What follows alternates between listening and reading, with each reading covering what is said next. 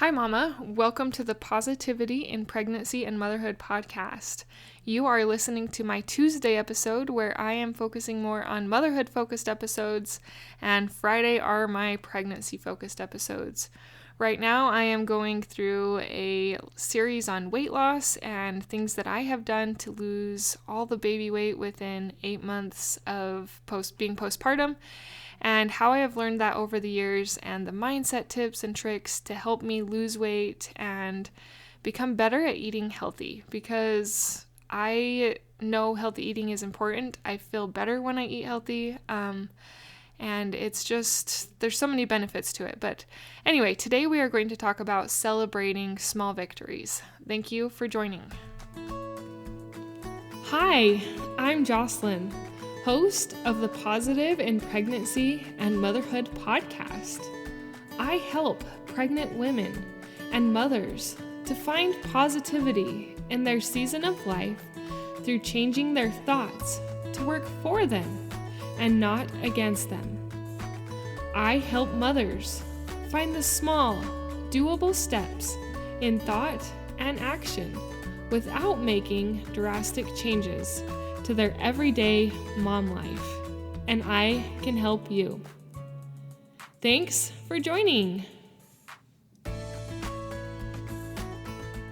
So if you've been listening, I have been doing a series I started in January of weight loss tips, thoughts I think to help me shift from being okay with eating different things than other people, and how I've thought about this weight loss journey.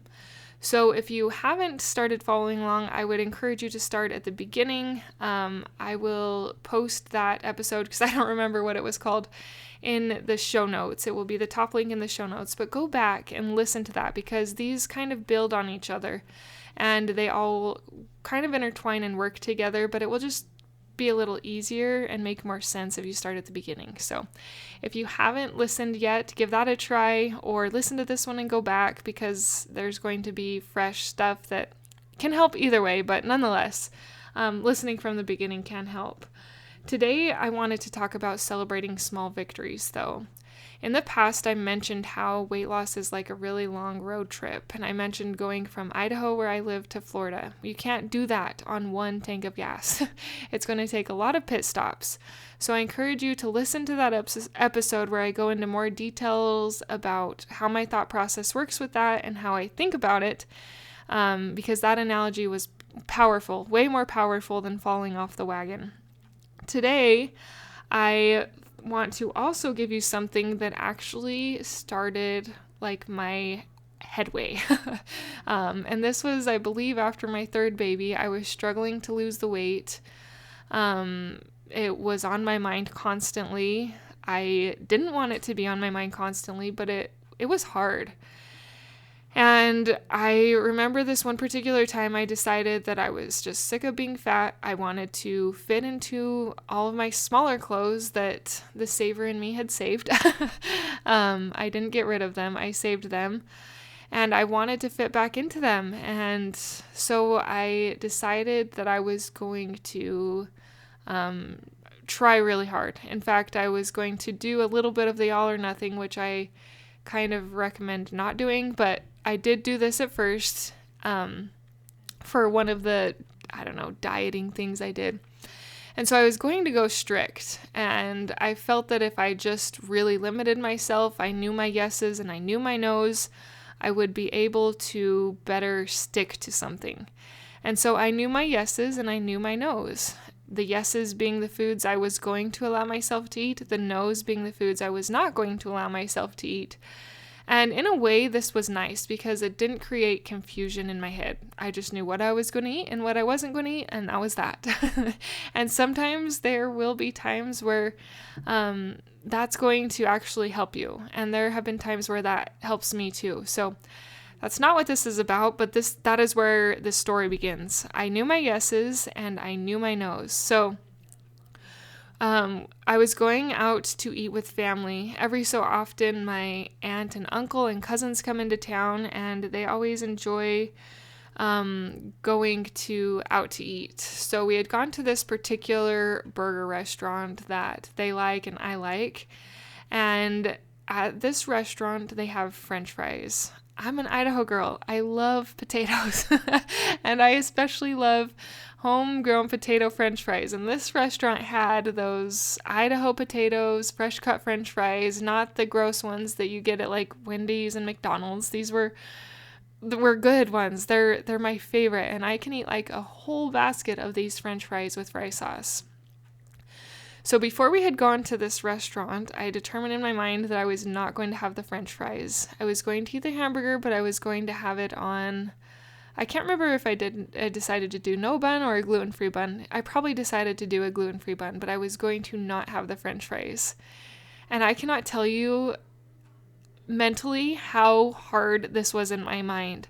I went back and forth arguing with myself over whether or not I was going to allow myself to eat these French fries. I was telling myself, you need to eat these fries. They're so good. You love them. You don't get them very often. What if you don't have them again? And the other part of me was like, but this is on a no. You've told yourself you're not going to have this. You have goals to lose weight. This isn't going to help in your weight loss goals. Do you ever have these mental arguments?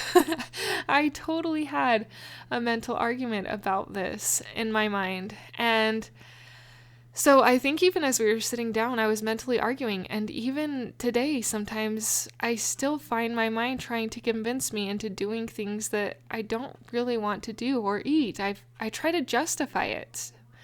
Do you find yourself doing that? I hope I'm not alone.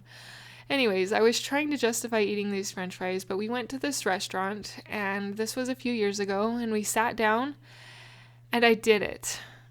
I went through this whole meal without having French fries. Now, when you just sit down and think about it, I skipped one meal 5 years ago not having French fries. Like, that sounds stupid. It sounds really easy. It sounds ridiculous that was such a pivotal moment for me. But I still remember that day, and that was the day when I realized I needed to celebrate my small victories. Not eating French fries for that meal was a small victory. It was one meal. It was not eating French fries for one meal. I didn't die. I didn't come out of it negative. In fact, I have shared this experience over and over again because of how powerful it has been for me in celebrating the small victories. Since then, I have had a lot more small victories, but as I realized that I could do it by denying myself that hard thing that one time, it gave me more momentum. And as you start celebrating these small victories, it can give you momentum to help propel you forward. It doesn't happen that we can just jump from Idaho to California. We can't jump from 200 pounds down to 150 pounds in like a snap or a blink of an eye. It takes time. It took time to gain that weight, and it's going to take time to lose that weight. And one way that you can find success in losing that weight is when you celebrate those small victories.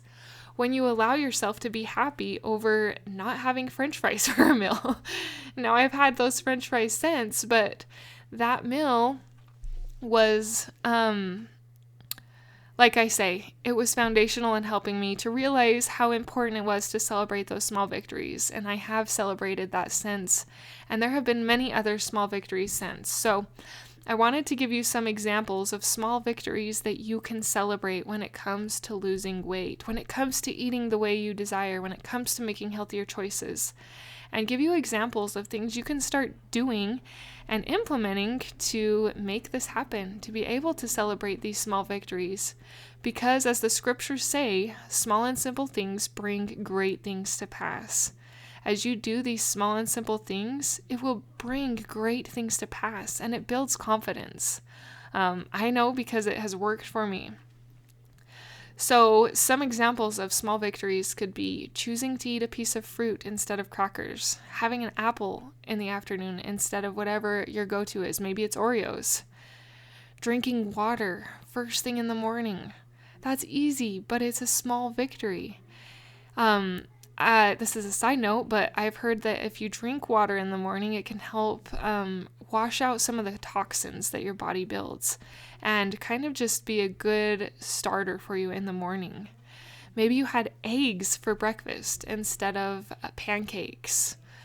Maybe you stopped eating after 7 instead of having that bowl of cereal with your husband that you really wanted.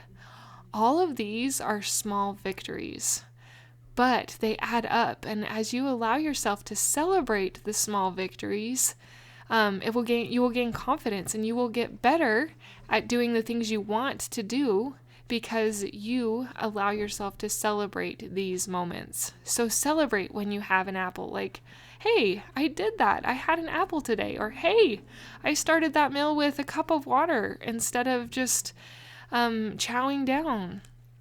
Find the small things that you can celebrate, and you will find momentum in losing weight by celebrating your small victories. So I hope that wasn't too repetitive, and I hope it was inspiring that you will be able to start celebrating some small victories.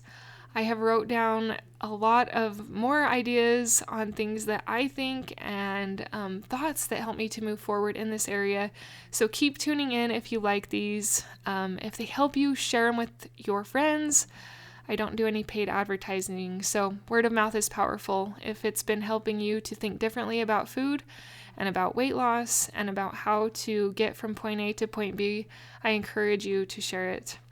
Thank you so much for listening. Thank you so much more for implementing what you learn into your life to find more positivity with weight loss and in your motherhood. Until next time.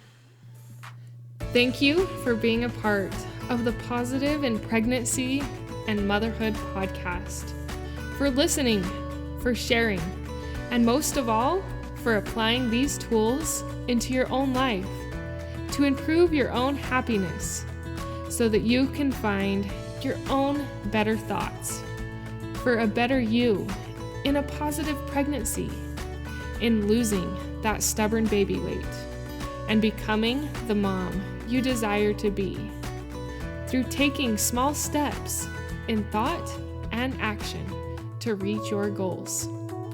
If you are a mother who has an inner desire to enjoy motherhood and pregnancy better, but you are having difficulty figuring it out, I can help you. I can help you find the small, doable steps without drastic changes to your everyday mom life. Reach out, let's connect, and let's see you move forward. My name is Jocelyn, and I thank you for listening. Until next time.